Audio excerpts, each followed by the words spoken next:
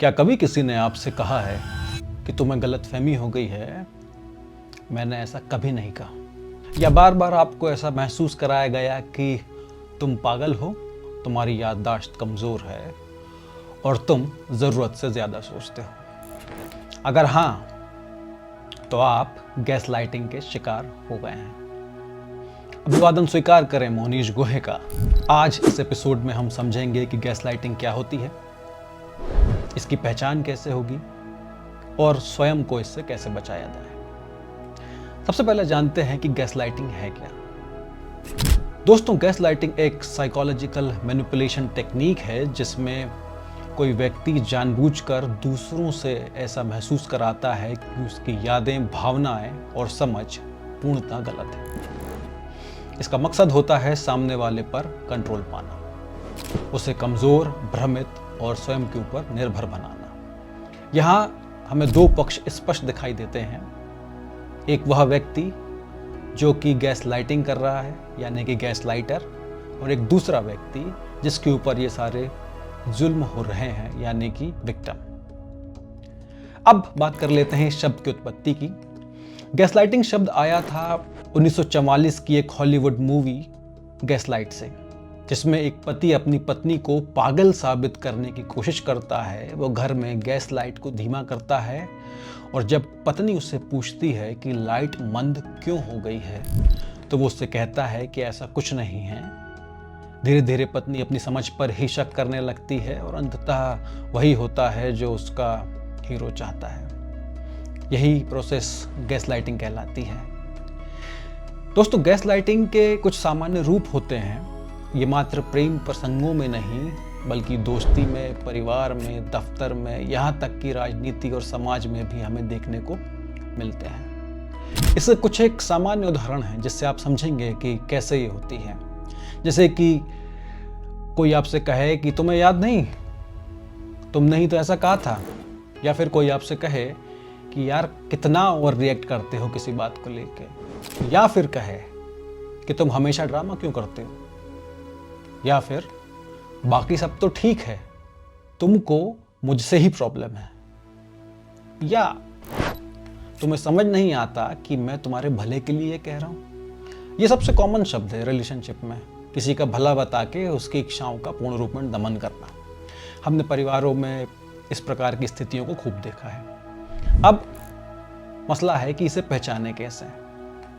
Gas lighting पहचानना मुश्किल होता है क्योंकि ये बहुत ही स्लो प्रोसेस है, धीमे धीमे होती है, लेकिन कुछ संकेत हैं जिन्हें पहचानना ज़रूरी होता है। जैसा आपको हमेशा कंफ्यूज्ड या गिल्टी महसूस होगी, आप अपनी यादों पर ही शक करने लगेंगे, या आप अपनी हर गलती की जिम्मेदारी खुद लेने लगते हैं, चाहे वो आपकी हो अन्यथा ना हो।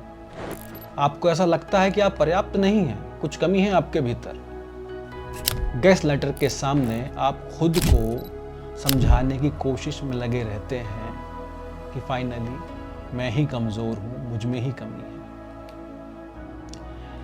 अब इसका मानसिक स्तर पर क्या असर होता है, तो आप ये जान लें कि गैस लाइटिंग का सबसे गहरा असर मानसिक स्वास्थ्य पर पड़ता है, जैसे कि सेल्फ स्टीम का खत्म हो जाना, बहुत ही ज्यादा एंजाइटी या डिप्रेशन होना, व्यक्ति को स्वयं पर डाउट पैदा होना और धीरे धीरे उसका मैनिपुलेटर पर निर्भर हो जाना। अब इस स्थिति में जो मैनिपुलेटर होता है या गैस लाइटर होता है, उसकी मनोवृत्ति होती क्या है, वो आखिरकार सोचता क्या है और क्या करना चाहता है। तो इस स्थिति में गैस लाइटर अक्सर नियंत्रण और शक्ति अर्जित करना चाहता है। वो ये चाहता है कि जो सामने वाला व्यक्ति हो उसके ऊपर वो पूर्ण रूप में हावी हो जाए और उसकी सारी चीज़ों को वो अपने आप से चलाए। वो ऐसा दिखाता है कि वो हमेशा ही सही है। कभी कभी तो मामला यहाँ तक आता है कि उसको खुद को पता नहीं होता है कि वो दूसरों को मैनिपुलेट कर रहा है। ऐसे लोगों को नार्सिसिस्ट टेंडेंसी वाला कहते हैं, यानी कि खुद को सबसे सही और दूसरों को गलत मानने वाला। अब बात करते हैं गैस लाइटिंग के बचाव के तरीकों पर। सबसे पहले आपको अपने अनुभवों पर भरोसा करना है।